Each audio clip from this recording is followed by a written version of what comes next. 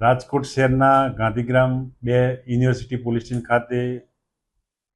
પરમ દિવસે રાત્રે એક પોક્સોનો તેમજ બળાત્કારનો ગુનો દાખલ થયેલ, જે યુવતી સગીર હોય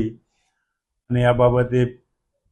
BNS કલમ 137(2) 64(2) M તથા 64(2) L તથા 351(2) તથા 54 તથા પોક્સો કલમ 4, 6,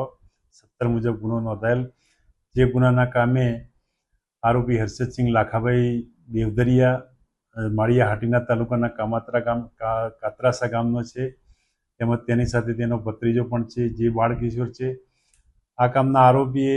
આ સગીર સાથે અવારનવાર શરીર સંબંધમાંથી દુષ્કર્મ કરી તેને ગર્ભવતી બનાવી અને દવાઓ આપી અને તેની સાથે બળાત્કાર કરી અવારનવાર અને ગુનો આચરેલો હોય, જે બાબતે તેને અટક કરવામાં આવેલ છે.